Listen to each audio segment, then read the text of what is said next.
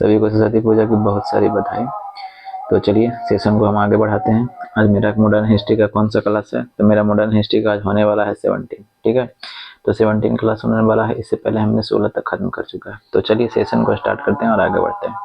सीधी बात और नो बकवास, सीधा अपने आप खुद पर समय दीजिए। सोना बाबू ये सब कुछ नहीं होता है जिंदगी में। मतलब आप तक रहेगा तब तक वो आपके रहेंगे, मतलब खत्म, फिर पत्ता कट जाएगा आपका, काट के चले जाएंगे। हिंद स्वराज के लेखक कौन थे? तो सबसे पहले बात करते हैं हिंद को स्वराज के लेखक की बात कर देते हैं। तो ये कब लिखा गया था? तो 1909 ईस्वी में लिखा गया था। किसके द्वारा? तो कहेंगे महात्मा गांधी के द्वारा। ठीक है, अब महात्मा गांधी के द्वारा लिखा गया था तो इसको ब्रिटिश सरकार ने क्या किया था, इस पर, इस जो बुक था इस पर क्या कर दिया था, ब्रिटिश सरकार ने इस पर प्रतिबंध लगा दिया था। किस पर प्रतिबंध लगा दिया था? तो ये बुक पर प्रतिबंध लगा दिया था। ठीक है, ये महात्मा गांधी कब लिखे थे? तो महात्मा गांधी तो आपको बताया कि 1909 ईस्वी में लिखा गया था। जब कब से कब तक, कहाँ से? तो लंदन से अफ्रीका जा रहे थे। लंदन से कहाँ जा रहे थे? तो अफ्रीका जा रहे थे। उसी दरमियान ई बुक को लिखा गया था। किनके द्वारा? तो महात्मा गांधी के द्वारा। ब्रिटिश सरकार ने इस पर क्या कर लिया था? प्रतिबंध लगा दिया था।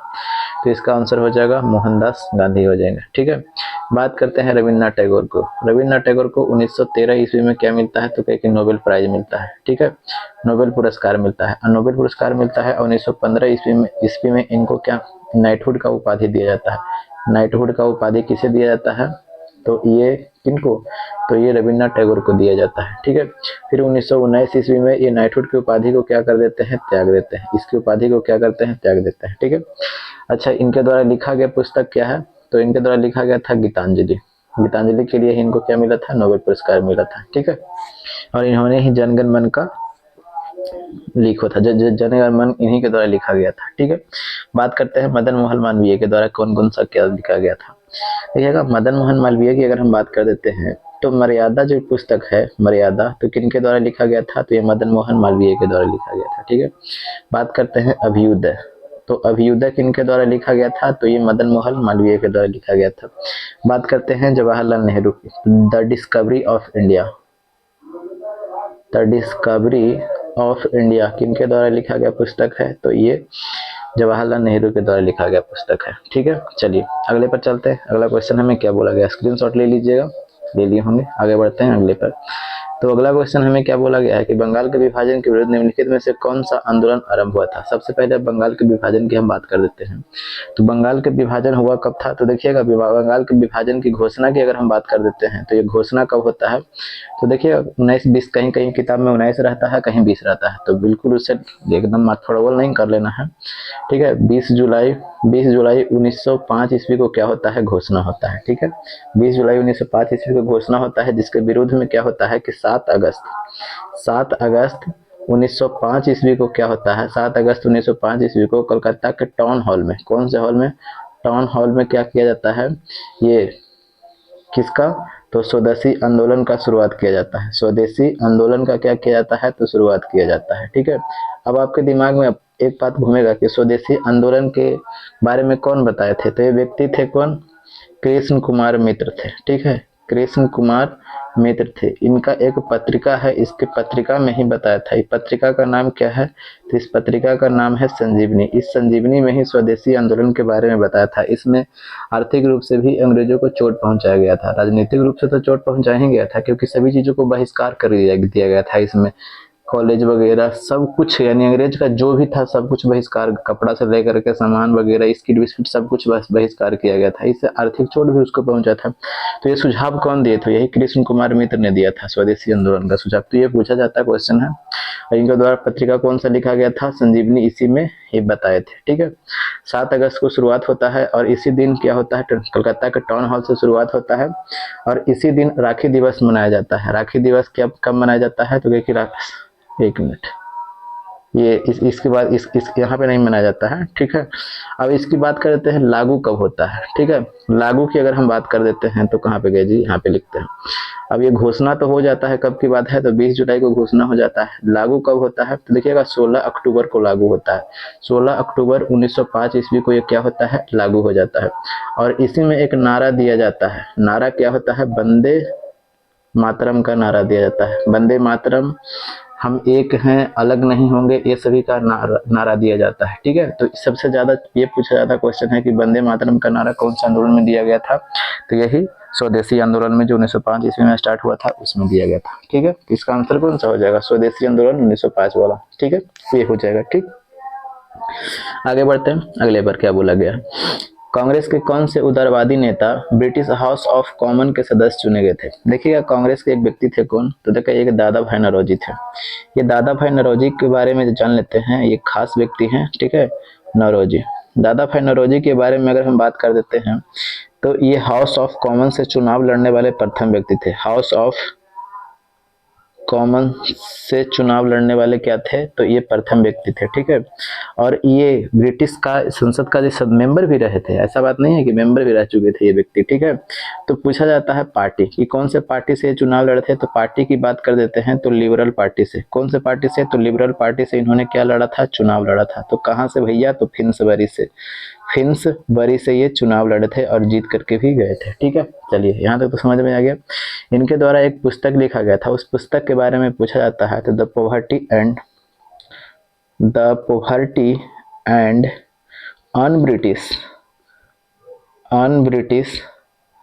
British rule in India. तो ये पुस्तक काफ़ी ज़्यादा फेमस है, तो इसको आपको तो ये पुस्तक काफ़ी ज़्यादा फेमस है, तो इसको आपको ध्यान में रखना पड़ेगा। ठीक है, the poverty and un British rule in India किनके द्वारा लिखा गया पुस्तक है? तो दादा भाई नौरोजी के द्वारा लिखा गया पुस्तक है। ठीक है, ये कांग्रेस के उदारवादी नेता थे, तो ऑप्शन हो जाएगा, ऑप्शन नंबर 3 हो जाएगा। ठीक है, भारत के ये वृद्ध व्यक्ति के रूप में जाने जाते हैं, ग्रैंड ओल्ड मैन के रूप में ये जाने जाते हैं, दादा भाई नौरोजी। अगला क्वेश्चन की बात करते हैं। स्वराज मेरा जन्मसिद्ध अधिकार है और इसे मैं लेकर रहूंगा, ये किन्होंने कहा था? तो ये कहे थे कौन? तो बाल गंगाधर तिलक जी कहे थे। ठीक है, ऑप्शन नंबर क्या हो जाएगा? तो 4 हो जाएगा। तो काफी आसान सा क्वेश्चन है। बाल गंगाधर तिलक की अगर हम बात कर देते हैं तो बाल गंगाधर तिलक ने पुस्तक लिखा था, एक पुस्तक लिखा था केसरी और एक पुस्तक लिखा था मराठा। ठीक है, एक पुस्तक लिखे थे केसरी, मराठा को कौन से भाषा में लिखा गया था? तो इंग्लिश में लिखा गया था। ठीक है, और केसरी को कौन से भाषा में लिखा गया था? तो ये मराठा में लिखा गया था।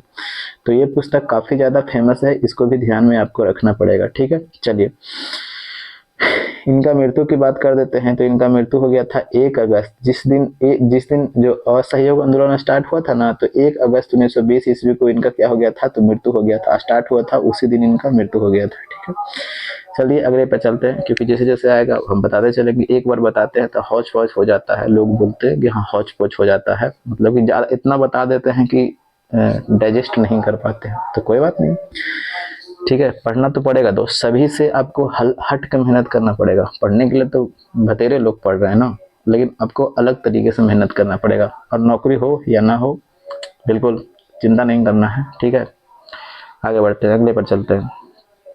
क्या बोला गया है? प्लासी के युद्ध के पश्चात बंगाल का नवाब किसे बनाया गया था?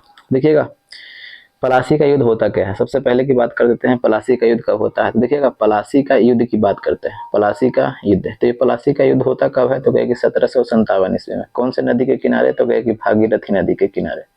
भागीरथी नदी के किनारे। ये गंगा जो होती है ना, फरक्का से 2 भागों में बंटती है, तो एक भागीरथी कहलाती है और एक हुगली कहलाती है। समझ में आ गया?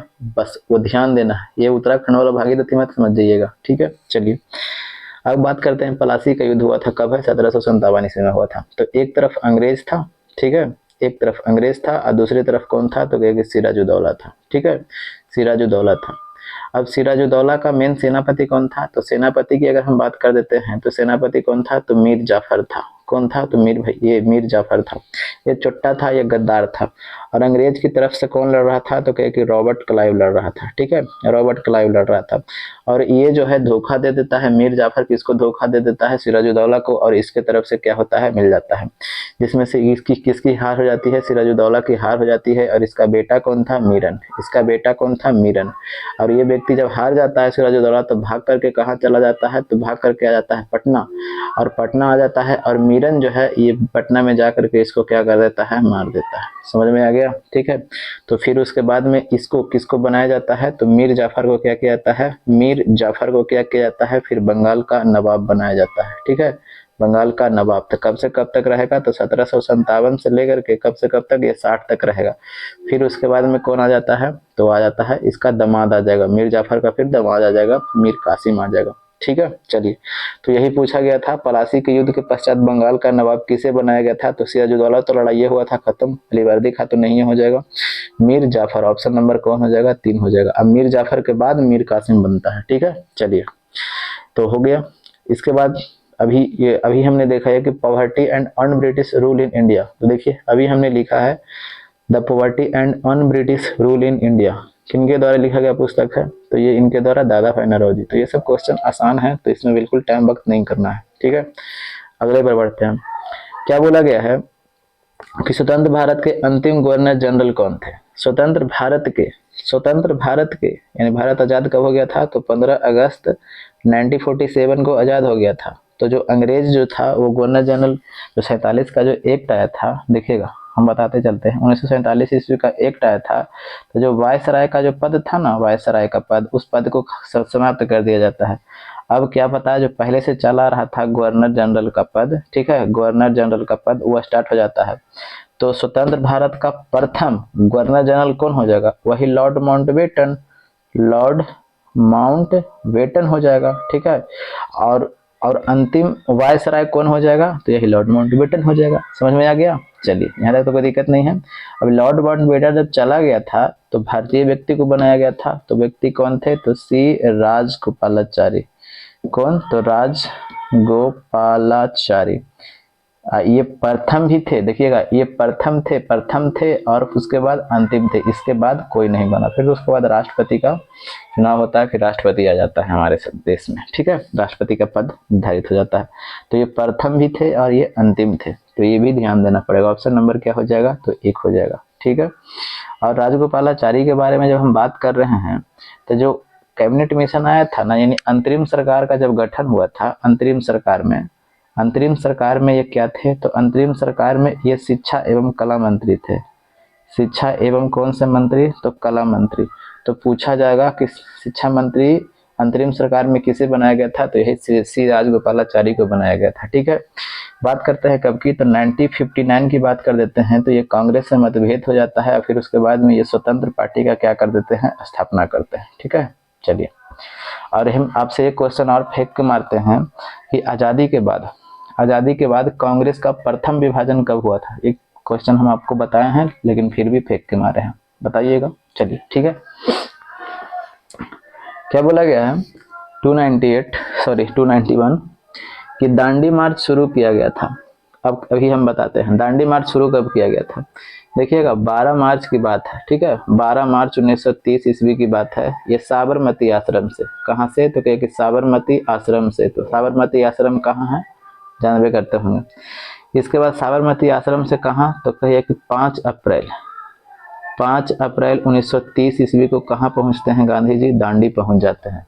और दांडी पहुँचते हैं, कितने दिन की यात्रा करते हैं? तो 24 दिनों की यात्रा करते हैं। 24 दिनों को क्या करते हैं भाई साहब? तो यात्रा करते हैं। 24 दिनों की यात्रा करते हैं, और 24 दिनों की यात्रा करते हैं, तो इसी को ही क्या बोला जाता है? तो दांडी यात्रा बोला जाता है, ठीक है, दांडी यात्रा बोला जाता है। और 6 अप्रैल की बात कर देते हैं। 6 अप्रैल 1930 ईस्वी से क्या होता है कि क्या आंदोलन स्टार्ट हो जाता है। तो कौन सा आंदोलन स्टार्ट हो जाता है? तो कहे कि सविनय अवज्ञा आंदोलन क्या कर देते हैं? गांधी जी स्टार्ट कर देते हैं, ठीक है। अच्छा, एक बात और हम आपको बताते हैं कि इस समय एक अमेरिकी पत्रकार यहाँ पे था, ठीक है। तो अमेरिकी पत्रकार कौन था वो बताइएगा, कौन था? तो कहे कि बेब मिलर। कौन पत्रकार था? तो बेब मिलर। बस इतना ही रखते हैं, ज़्यादा नहीं रखते इसमें, ठीक है। तो अच्छा, हाँ, हमें बताना क्या था वो चीज़ बताते हैं आपको, ठीक है। तो अब ये 6 अप्रैल 1930 ईस्वी को सविनय अवज्ञा आंदोलन स्टार्ट करते हैं। कैसे?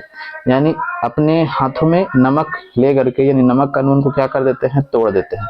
नमक कानून को क्या कर देते हैं? क्योंकि नमक बनाने का अधिकार नहीं था भारतीयों को भी, ये इतना छोटा सा चीज पर भी कानून बनाने का अधिकार नहीं था, नमक बनाने का अधिकार नहीं था, तो इसे नमक कानून को तोड़ देते हैं गांधी जी, ठीक है। तो यही चीज को पूछा गया था।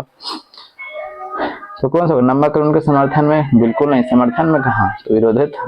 नमक कानून तोड़ने हेतु? बिल्कुल। ऑप्शन नंबर 2 हो जाएगा। रॉलेट एक्ट कब की बात है? खिलाफत आंदोलन, ये सब भाजपा की बात है। ऑप्शन नंबर क्या हो जाएगा? तो 2 हो जाएगा, ठीक है। आगे देखिए, अखिल भारतीय हरिजन संघ की स्थापना किसने किया था? तो देखिएगा, अखिल भारतीय हरिजन संघ की स्थापना किया गया था 1932 में, ठीक है। 1932 में जब किया गया था, तो इसके संस्थापक कौन थे, यानी स्थापना हुआ था तो कौन किए थे, तो ये किए थे महात्मा गांधी ने किया था। कौन, तो कहे कि महात्मा गांधी ने किया था, ठीक है।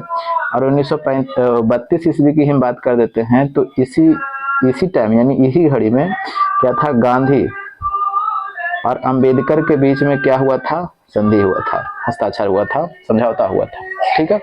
चलिए आगे क्या बोला गया है कि जालियांवाला बाग हत्याकांड के बारे में पूछा गया, तो इसका आंसर तो ये हो जाएगा ना, एक हो जाएगा, ठीक है।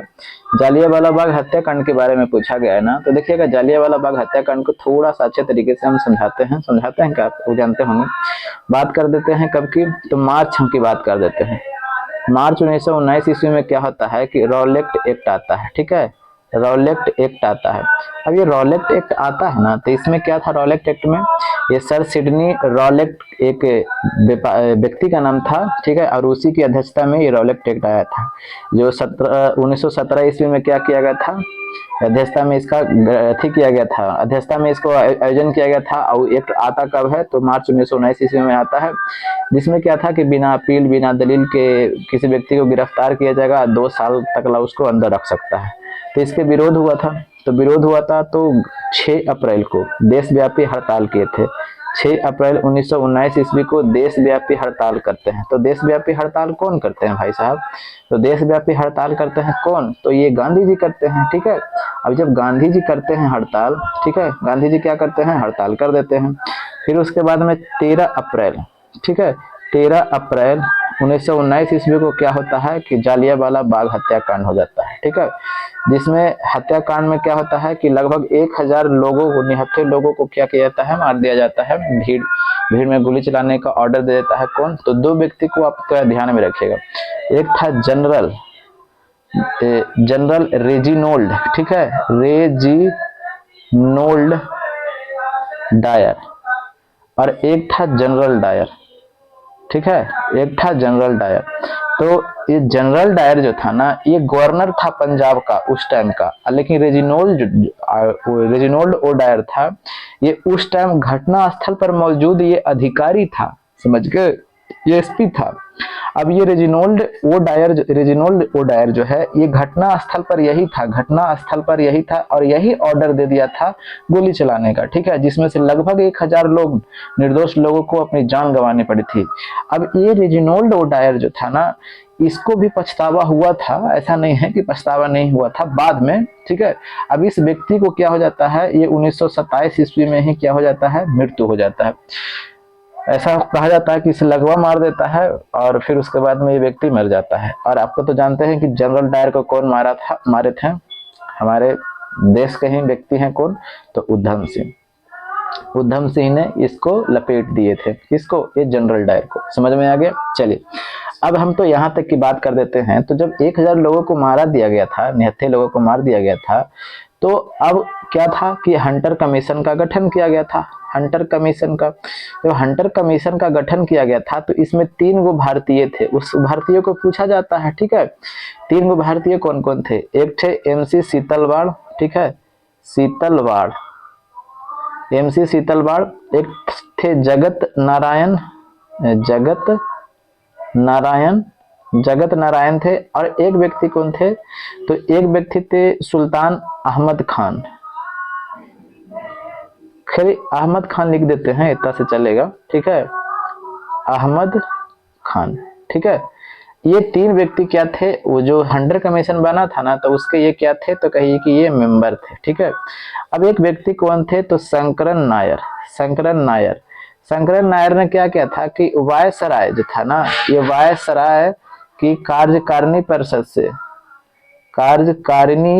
से क्या किए थे, कार्यकारिणी परिषद से ये इस्तीफा दे दिए थे। क्या कर दिए थे भाई साहब, तो कहे कि ये इस्तीफा दे दिए थे कि ले भाई, हम तुम्हारे यहाँ नहीं रहेंगे, तो हमारे लोगों को मार रहा है और तुम्हारे हम वायसराय की कार्यकारिणी परिषद में नहीं रहेंगे, चल ले निकल। पहली फुर्सत में ये छोड़ देते हैं कि चल पहली फुर्सत में निकाल देते हैं, अपने खुद निकल जाते हैं, ठीक है, कोई दिक्कत तो नहीं है। नहीं, यहाँ तक समझ में आ गया। चलिए तो कब की घटना है, तो इतना चीज बता दिया, देख रहे हैं ना, आपके सामने यहाँ पे रखा गया था। और भी चीज है, बट इतना बताएंगे तो फिर आपको भी बोर फील होने लगेगा कि यार एक चीज सब बता देते हो भाई। कब की बात है, तो 13 अप्रैल 1919 ईस्वी को, ठीक है। आगे देखिएगा, निम्नलिखित में से किसने नील की खेती के संबंध में चंपारण में महात्मा गांधी को आमंत्रित किया था? ये 3/20 आपको पता है ना, 3 कट्ठिया प्रणाली, यानी 20 कट्ठा में 3 कट्ठा में नील की खेती करने के लिए अनिवार्य कर दिया था अंग्रेज। इससे काफी ज्यादा परेशानी होता था, लोगों को उपजाऊ नहीं होता था और जो गरीब किसान थे वो तो मारे जाते थे। ठीक है, मारे थे मतलब कि एक तो पहले उतना सारा कर देना पड़ता है, फिर उसके बाद में नील की खेती के लिए तो हमको जबरदस्ती खेती करवाते हो। तो एक व्यक्ति जो थे, ये कौन व्यक्ति थे, तो कहे कि राजकुमार शुक्ल। ये राजकुमार शुक्ल गांधी जी से काफी बार मिलते हैं, 2-3 बार मिलते हैं। उसके बाद ये गांधी जी यहाँ आने के लिए तैयार होते हैं। 1917 ईस्वी में चंपारण सत्याग्रह यहाँ पे स्टार्ट कर देते हैं। ठीक है, अब आपको ये बताना है कि ये महात्मा गांधी को चंपारण में जहर देने के लिए कहा गया था। ठीक है ना, तो कौन व्यक्ति था जो जहर देने से मना कर दिया था कि ना भैया हम ना देंगे? ठीक है, या बीपीएससी में पूछा गया क्वेश्चन है कि चंपारण सत्याग्रह के दौरान गांधी जी का जान किसने बचाया था? तो ये आपको क्वेश्चन आपको बताना है कमेंट बॉक्स में। ठीक है, चलिए इसका आंसर ये हो गया। प्लासी का युद्ध किस वर्ष लड़ा गया था? तो अभी हमने देखा 1757, तो कौन सा हो जाएगा? ऑप्शन नंबर 2 हो जाएगा। बिल्कुल टाइम नहीं लेना है। भारत में प्रथम रेलवे लाइन किस ब्रिटिश गवर्नर के समय बिछाई गई थी? देखिएगा, बात कर देते हैं 1848 से लेकर के 56 तक कौन रहा था? तो कहिए कि ये रहा था डलहौजी। कौन रहा था भाई साहब? तो कहे कि ये डलहौजी रहा था। अब ये डलहौजी रहा था तो इसके समय में बहुत सारे काम किए गए थे। ठीक है, तो वो काम को हम यहाँ पे आपको बता देते हैं, कौन कौन से काम किए गए थे। थोड़ा कलर चेंज कर लेते हैं, ठीक है, इससे आपको भी लगेगा कि नहीं भाई, चलिए अच्छी बात है। देखिएगा, बात करते हैं व्यापगत सिद्धांत। व्यापगत सिद्धांत, ये व्यापगत सिद्धांत लेकर के आया था, जिसके तहत में ये कई सारे जो प्रांत था उसको हड़प लिया था। ठीक है, और जब कई सारे प्रांत को हड़प लिया था तो पहला पूछा जाता है सतारा को हड़पा था। सबसे पहले किसको हड़पा था? तो सतारा को ये 1848 ईस्वी में हड़प लिया था। ठीक है, आपको सीक्वेंस इसको देखना पड़ेगा, ऐसा नहीं कि बस देख लिया। ठीक है, आपको पूछता है सीक्वेंस से जाने के लिए। फिर उसके बाद में संभलपुर और उसके बाद में कौन सा? तो कहे कि जैतपुर। संभलपुर और जैतपुर को 1849 ईस्वी में क्या हुआ था? ये हड़प लिया था। ठीक है, फिर बघाट को ये हड़प लिया था। बघाट को कब? तो 1850 ईस्वी में हड़प लिया था। ठीक है, फिर उसके बाद में ये नागपुर को हड़प लिया था। तो नागपुर को नहीं, उदयपुर को, सीक्वेंस में ना बता रहे हैं, तो उदयपुर को हड़पा था। तो उदयपुर को कब? तो ये 1852 ईस्वी में। फिर झांसी को ये हड़पा था। तो झांसी को कब हड़पा था? तो ये 1853 ईस्वी में हड़पा था। ठीक है, फिर उसके बाद नागपुर को ये हड़पा था। तो नागपुर को कब हड़पा था? तो ये 1854 ईस्वी में हड़पा था। फिर ये अवध को हड़पा था। तो अवध को कब हड़पा था? 1856 ईस्वी में। किसके आरोप लगाकर? कि कुशासन के आरोप लगाकर, कि बढ़िया से तुम शासन नहीं कर रहे हो, कुशासन का आरोप लगाता है और इसको अपने साम्राज्य में मिला लेता है। जब बात यहाँ अवध का आ जाता है तो अवध का संस्थापक कौन था? तो देखिएगा, इसके संस्थापक की अगर हम बात कर देते हैं तो इसका संस्थापक कौन था? तो कहे कि सआदत खां। ये सआदत खां इसका क्या था? तो कहे कि संस्थापक था। इसका स्थापना कब किया गया था? तो 1722 ईस्वी में। इसको मिला लिया कब? देखिए 1856 ईस्वी में ब्रिटिश अपने राज्य में मिला लिया था। इसको एक उपाधि दिया गया था। उस उपाधि का नाम क्या था? तो कहे कि बुरहान उल मुल्क। बुरहान उल मुल्क किसको उपाधि दिया गया था? ये इसको दिया था। इस 1739 ईस्वी में आत्महत्या कर लेता है। ठीक है, क्यों करता है वो समझाएंगे कभी अगले वीडियो में। ठीक है, यहाँ तक तो कोई दिक्कत नहीं है, अभी इतना तक रखते हैं। ठीक, अभी यार इनको इसके बारे में बताना है ना। देखिएगा, बात कर देते हैं कब के, ये 1852 ईस्वी की बात कर देते हैं। 1852 ईस्वी में इनाम कमीशन का गठन करता है।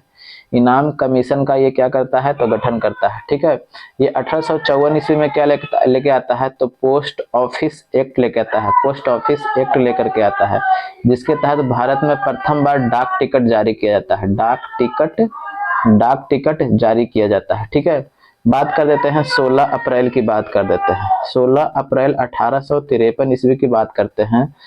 तो बम्बई से थाने के बीच में, बम्बई से कहाँ के बीच में? ये थाने के बीच में क्या करता है? भारत में प्रथम बार रेलवे चलाई जाती है, रेलवे लाइन चलाई जाती है। ठीक है, 16 अप्रैल 1853 ईस्वी को। ठीक है, यहाँ तक कोई दिक्कत नहीं है, इतना ही रखते हैं, फिर और बता देंगे तो आपको भी भोज पोछ हो जाएगा। ठीक है, चलिए, तो इसका आंसर कौन सा हो जाएगा जी? तो ऑप्शन नंबर 1 हो जाएगा, लॉर्ड डलहौजी। ठीक, चलिए, क्या बोला गया कि हंटर कमीशन की रिपोर्ट में किस पर विशेष जोर दिया गया था? देखिएगा, हाँ, अब जब यहाँ पे आइए गया है तो यहीं पे बता देते हैं। 1854 ईस्वी में क्या था? वुड डिस्पैच लागू किया गया था। वुड डिस्पैच लागू किया गया था। वुड डिस्पैच डिस्पैच के बारे में बोला जाता है। ये लागू कब किया गया था? तो ये लागू किया गया था 1854 ईस्वी में। किसके शासनकाल में? ये डलहौजी के शासनकाल में। इसे शिक्षा का मैग्ना कार्टा भी बोला जाता है। तो शिक्षा का मैग्ना कार्टा, मैग्ना कार्टा। और इसके तहत में क्या था? इसी के तहत में 1857 ईस्वी में क्या होता है कि जो कलकत्ता में, ठीक है, कलकत्ता में, फिर उसके बाद में बम्बई में, और फिर उसके मद्रास में क्या किया जाता है? विश्वविद्यालय का क्या हो किया जाता है? गठन किया जाता है। ठीक है, चलिए इसी के तहत में, और ये शिक्षा से जुड़ा हुआ था। फिर उसके बाद में क्या होता है? अब यहाँ तक तो समझ गए। अब यहाँ पे जो अगला क्वेश्चन है इसको समझना है, हंटर कमीशन। तो ये हंटर कमीशन आया कब था? तो देखिएगा, हंटर कमीशन की अगर बात कर देते हैं तो ये लॉर्ड रिपन के शासनकाल में 1882 ईस्वी में ये इसका गठन किया गया था। ये शिक्षा आयोग था। ठीक है, ठीक है, ये शिक्षा आयोग एक तरह से था।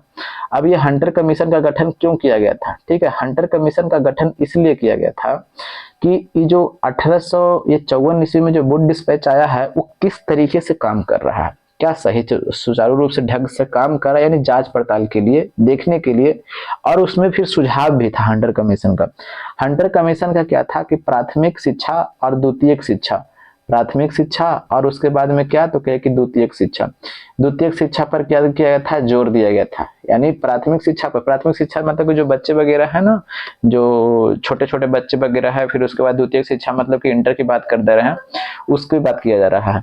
तो प्राथमिक शिक्षा पर ये जोर देने की बात करता है कि बिना प्राथमिक शिक्षा को कैसे आप शिक्षा को सही कर सकते हैं। यानी प्राथमिक शिक्षा सबसे इंपॉर्टेंट बताया था कौन? ये हंटर कमीशन बताया था। अब ये प्राथमिक शिक्षा को क्या बोला था कि इसको आप किसके हवाले कर दीजिए। यानी हवाले की अगर बात कर देते हैं तो किसके हवाले कर देने के लिए? यानी स्थानीय बोर्ड को हवाले कर दीजिए। ठीक है, स्थानीय बोर्ड के हवाले कर दीजिए। और फिर किसको? नगर पालिकों को कर दिए, हवाले कर दीजिए, नगर पालिकों के हवाले कर दीजिए, नगर पालिका के हवाले करने के लिए बोल रहा प्राथमिक शिक्षा को। ठीक है, तो ऑप्शन पर देखते हैं कि ऑप्शन में हमारा क्या क्या है। बालिकाओं की शिक्षा पर बिल्कुल नहीं। उच्च शिक्षा पर, उच्च शिक्षा के बारे में नहीं, ये प्राथमिक और द्वितीयक शिक्षा के बारे में सिर्फ था। उच्च शिक्षा खत्म कीजिए, प्राथमिक शिक्षा जी, तकनीकी शिक्षा तो था नहीं, तो ऑप्शन नंबर क्या हो जाएगा? तो तीन हो जाएगा। ठीक है, तो क्वेश्चन थोड़ा अच्छा था। ठीक है, चलिए अगले बार चलते हैं। क्या बोला गया है कि दयानंद सरस्वती का सरस्वती द्वारा स्थापित। तो देखिएगा, दयानंद सरस्वती की अगर बात कर देते हैं तो इनका जन्म कब हुआ था? तो कहिए कि 1824 में इनका जन्म हुआ था। तो कहाँ हुआ था? तो काठियावाड़ा में। काठियावाड़ा कहाँ पड़ता है? तो पता होगा गुजरात में पड़ता है। ठीक है, ये गुजरात में इनका जन्म हुआ था। ठीक है, इनके गुरु की बात करते हैं, इनका गुरु कौन थे? तो बिरजानंद थे, बिरजानंद थे। ठीक है, बिरजानंद थे। ठीक है, अगर बात कर देते हैं, ये 1875 ईस्वी में क्या किए थे? ये आर्य समाज का स्थापना किए थे। ठीक है, आर्य समाज का स्थापना किए थे। और ये अपना हेड क्वार्टर कहाँ इनका था? तो कहे कि इनका हेड क्वार्टर मुंबई था। ठीक है, फिर उसके कुछ समय के बाद में अपना जो हेड क्वार्टर को मुंबई से कहाँ लेके चले जाते हैं? लाहौर लेकर के चले जाते हैं। कहाँ? लाहौर लेके चले जाते हैं। भारत का अगर बात कर देते हैं, देखिएगा, अगर स्वराज की बात कर देते हैं तो स्वराज का सबसे प्रथम प्रयोगकर्ता यही व्यक्ति है। ठीक है, स्वराज का प्रथम बार प्रयोगकर्ता। ठीक है, अगर बात कर देते हैं, ये भारत का मार्टिन लूथर किंग किसे कहा जाता है? भारत का, यहाँ पे लिख देते हैं, भारत का मार्टिन लूथर किंग। तो भारत का मार्टिन लूथर किंग किसे कहा जाता है? तो यही इनको स्वामी दयानंद सरस्वती जी को कहा जाता है। ठीक है, चलिए, तो इस कौन सा हो जाएगा? आर्य समाज, तो ऑप्शन नंबर 2 हो जाएगा। ठीक है, चलिए, क्या बोला गया? निम्न में से कौन भारत का मार्टिन लूथर कहलाता है? तो अभी हमने चर्चा किया भारत का Martin Luther king Swami Dayanand Saraswati. Option number क्या हो जाएगा? तो 1 हो जाएगा। बिल्कुल नहीं, टर्म देना ऐसे। क्या बोला गया है कि आर एम बर्ड और जेम्स थॉमसन कौन सी भू राजस्व व्यवस्था से संबंधित थे? थोड़ा सा भी इसके बारे में हम पूरा बता देते हैं, क्योंकि जब ऐसा आ ही गया है तो देखिएगा, 3 तरह की व्यवस्था भारत में चल रहा था। ठीक है, एक था अस्थाई बंदोबस्त, अस्थाई बंदोबस्त। ठीक है, तीनों को हम एकदम बता देते हैं। अस्थाई बंदोबस्त, एक था रैयतवाड़ी व्यवस्था, रैयतवाड़ी व्यवस्था, और एक था क्या? महालवाड़ी व्यवस्था, महालवाड़ी व्यवस्था। ठीक है, महालवाड़ी व्यवस्था। इस तीनों को बढ़िया से समझिएगा। ठीक है, देखिएगा, बात करते हैं कि हम किसकी बात कर रहे हैं। अस्थाई बंदोबस्त की बात कर देते हैं तो 1793 ईस्वी में इसकी क्या होती है? शुरू होता है। ठीक है, इसके जन्मदाता की अगर हम बात कर देते हैं तो जन्मदाता इसके कौन कौन थे। जन्मदाता की अगर हम बात कर देते हैं तो कार्नवालिस, कार्नवालिस और कौन था तो जॉन सोर। जॉन सोर ये था।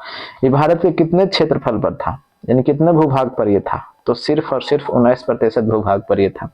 कहाँ कहाँ था, तो बात कर देते हैं ये बंगाल, बिहार और उड़ीसा।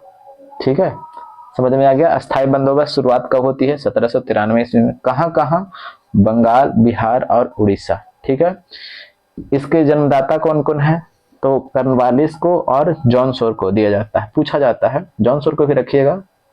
ठीक है, बात कर देते हैं कि इसमें क्या था, 90% हिस्सा जो था 90% कंपनी को जाता था। ठीक है, और जो जमींदार होता था 10% किसके पास जाता था, तो जमींदार के पास में, जमींदार के पास में जाता था। यानी किसान से अगर 100 किलो अनाज ले लिया है ना जमींदार, तो 90 किलो कंपनी को जाएगा और 10 किलो अपने पास रखता था। तो समझ ही रहे हैं कि स्थितियां क्या होगा किसानों को। जमींदार तो खूब चूस जाएगा ना कि जितना दोगे उतना उतना का 10% हमको होगा। तो समझ जाइए कि किसान का हालत क्या हो गया होगा। देख रहे हैं आज इतना पिछड़ गया है, जो ये सब एरिया में इतना चूसा गया है ना कि एकदम पिछड़ गया है। ठीक है, चलिए यहाँ तक तो समझ में आ गया, बस इतना ज्यादा नहीं पूछा जाता है। बात करते हैं रैयतवाड़ी व्यवस्था की। तो रैयतवाड़ी व्यवस्था की शुरुआत कब होती है, तो ये 1792 ईस्वी में इसकी क्या होती है, तो शुरुआत होती है। ठीक है, 1792 ईस्वी में इसकी शुरुआत होती है। इसके जन्मदाता की अगर हम बात कर देते हैं, जन्मदाता की बात कर देते हैं, तो इसके जन्मदाता कौन थे, तो इसके जन्मदाता है कर्नल रीड। कर्नल रीड थे, कर्नल रीड इसका जन्मदाता है। ठीक है, बात है कब कि सबसे पहले इसका शुरुआत कहाँ होता है, सबसे पहले की अगर हम शुरुआत कर देते हैं, सबसे पहले अगर लागू की बात कर देते हैं, सबसे पहले लागू, तो सबसे पहले लागू जो होता है ये 12 महल में लागू होता है। ठीक है, आपको इसको ध्यान रखना पड़ेगा। फिर 1820 ईस्वी में क्या होता है, ये मद्रास में लागू किया जाता है। और इसको सुचारू रूप से लागू करने के लिए मद्रास का गवर्नर किसे बनाया जाता है, तो मद्रास का गवर्नर बनाया जाता है टॉमस मुनरो को। टॉमस मुनरो को क्या किया जाता है, तो गवर्नर बनाया जाता है। ठीक है, गवर्नर बनाया जाता है। और कितने % एरिया पर यह था, तो देखिएगा ये भारत के सबसे ज्यादा एरिया की अगर हम बात कर देते हैं तो क्षेत्रफल कितना पर था, तो ये 51% एरिया पर ये था। ठीक है, और इसका क्षेत्र कौन कौन था, तो दक्कन भारत का पूरा, यानी दक्कन भारत। ठीक है, चलिए इतना तो अब इससे ज्यादा बिल्कुल नहीं पूछा जाता है, अब इतना ही है तो इसमें अब ज्यादा क्या बताएं। अब देखिए महलबाड़ी व्यवस्था की बात कर देते हैं, तो इसकी शुरुआत कब से होती है, तो 1822 ईस्वी से होती है। ठीक है, 1822 ईस्वी से होती है। तो इसका जन्मदाता के पूछा जाएगा, जन्मदाता कौन था, तो होल्ट मैकेंजी। Holt McKenzie. ठीक है, होल्ट मैकेंजी इसका क्या था, जन्मदाता था। ठीक है, अच्छा इधर बात करते हैं महलबाड़ी व्यवस्था कितने % एरिया पर था, तो क्षेत्रफल की बात कर देते हैं तो 30% एरिया पर था। तो एरिया पूछिएगा ना, तो हाँ पश्चिमी यूपी आपको हरियाणा देखने को मिलेगा, और फिर पंजाब जो पूरा, ठीक है, उस सब एरिया पर था। और ये मिला करके कितना % एरिया, 30% एरिया पर था। ठीक है, बात कर देते हैं इसका जन्मदाता होल्ट मैकेंजी था। बात है देखिएगा ये 1833 ईस्वी की बात है। इसको सर्वाधिक विख्यात मिलता है कब, यानी सर्वाधिक विख्यात मिलता है कब, 2 व्यक्ति है उसके वजह से। वो व्यक्ति कौन है, तो वो व्यक्ति है मिली मार्टिन बर्ड, और एक ठो और व्यक्ति कौन है, तो जेम्स थॉमसन। ये दोनों को जो वजह से क्या होता है कि ये महलबाड़ी व्यवस्था को सर्वाधिक नामख्याति प्राप्त होता है। ठीक है, और यही क्वेश्चन में देखिए क्वेश्चन कहाँ घुस के पूछा है। जन्मदाता तो पूछता तो सब बना देता, लेकिन देखिए यहाँ से पूछ करके घुस के पूछा है। तो देख रहे क्वेश्चन थोड़ा सा कहाँ कहाँ घुमाने लग गया है। तो यही पूछा है कि एम बर्ड, नमो पूरा नहीं दिया है, तो यही मिली मार्टिन बर्ड, देखिए मिली मार्टिन बर्ड है और जेम्स थॉमसन है। अब यहाँ पे देखिए जेम्स थॉमसन है ना, कौन सी भू राजस्व व्यवस्था से संबंधित है, देख लीजिए क्वेश्चन का थोड़ा कि अब कभी कभी किन्हीं को लगता है कि हल्का हल्का पूछ रहा है, देखिए दे दिया, लटका दिया ना, लपेट देगा अगर बढ़िया से ना पढ़िएगा तो इसलिए ऊपरी ऊपरी ना पढ़िए, आप खुद देख लीजिए जो हम बताए हैं। देखिए देख रहे हैं ना क्या हो रहा है, जो हालत ये सब ऊपर न ऊपर नहीं पूछा, नीचे से घुस के पूछ दिया, ऐसा मतलब लोग देखता नहीं है। और इसकी बात कर देते हैं, ये समन जो था ना, ये सब के बात कर देते हैं, ये कितना भू राजस्व लेता था, तो लेता था की बात कर देते हैं, तो ये 50% लेता था, ठीक है। और ये भी पहले तो ये 2/3 हिस्सा लेता था पहले, ठीक है, पहले, लेकिन फिर अब ये कितना कर दिया, यही 1/2 कर दिया, ठीक है, यानी 50% ये भी कर दिया, ठीक है। चलिए तो तरीके से पढ़िए भाई। तो इसका आंसर कौन सा हो जाएगा, तो 2 हो जाएगा। आगे बढ़ते हैं। भारत की विदेश नीति आधारित है, तो भारत की विदेश नीति किस पर आधारित है, तो गुटनिरपेक्षता की नीति पर आधारित है, जो किनके द्वारा शुरू किया गया था, तो पंडित जवाहरलाल नेहरू के द्वारा शुरू किया गया था। तो ये आसान क्वेश्चन है, ठीक है, काफी बार आप देखे होंगे। देखिएगा जो नए नए क्वेश्चन जो बन रहे हैं ना, अब थोड़ा सा स्टैंडर्ड लेवल के बन भी रहे हैं, ठीक है। तो भारत की विदेश नीति, वही क्वेश्चन को फिर से दोहरा दिया गया है, पूछ दिया होगा, चाहे दोबारा आ गया होगा। अगला क्वेश्चन क्या बोला गया है कि 1861 में भारतीय परिषद अधिनियम के समय वायसराय कौन था। तो देखिएगा 1856 में क्या होता है कि 56 से लेकर के 62 तक कौन रहता है, तो कैनिंग। कौन रहता है, तो कैनिंग। तो देखिएगा 56 से लेकर के 62 जब कैनिंग रहता है, और इसी के समय में क्या होता है, तो 1857 ईस्वी का क्या होता है, तो सिपाही विद्रोह होता है, ठीक है। और इस समय प्रधानमंत्री यानी इंग्लैंड का पीएम कौन था, तो पामर्स्टन था, पामर्स्टन, ठीक है, ये भी पूछा जाता है। और ये 1857 का जो विद्रोह हुआ था, तो 10 मई 1857 से स्टार्ट हो गया था। कहाँ से भाई साहेब, तो गए कि मेरठ से स्टार्ट हो गया था। और इसका चिन्ह क्या था, तो चिन्ह की बात कर देते हैं, तो चिन्ह कमल और रोटी था। चिन्ह क्या था, तो कमल और रोटी था। तो ये भी पूछा जाता है। इसका आंसर हो जाएगा ऑप्शन नंबर 1 कैनिंग हो जाएगा। क्या बोला गया है कि निम्नलिखित में से किसने रॉलेट एक्ट को काला कानून कहा था। तो देखिएगा रॉलेट एक्ट को काला कानून, अभी तो हमने देखा कि 13 अप्रैल 1919 ईस्वी को ये जालियांवाला बाग हत्याकांड होता है, ठीक है। और उसके पहले यानी अब आता कब है, तो ये 19 मार्च 1919 ईस्वी को ये एक्ट आ जाता है, जिसको महात्मा गांधी कहते हैं कि ये काला कानून है। क्यों काला कानून है, क्योंकि ये व्यक्तियों को नहीं बिना अधिकार क्या था, ना अपील, ना दलील, ना वकील, कुछ नहीं कर सकते हैं। शक हुआ 2 साल के लिए अंदर कर देता था। तो एक तरह से काला कानून ही ना है। तो ये कहे कौन थे, तो ये महात्मा गांधी ने कहे थे, ठीक है। आंसर हो जाएगा ऑप्शन नंबर 2 हो जाएगा। तो यहीं तक वीडियो था। सेशन कैसा लगा बताइएगा, अगर अच्छा लगा तो सब्सक्राइब कर लीजिएगा, इच्छा होगा तो, ना होगा तो बिल्कुल नहीं कीजिएगा, ठीक है। डिसलाइक भी अगर इच्छा करने का होगा तो कर दीजिएगा, ठीक है। तो मिलते हैं अगले वीडियो में, तब तक के लिए बस कहेंगे यही, खुद पर टाइम दीजिए, जितना ज़्यादा खुद पर टाइम दीजिए।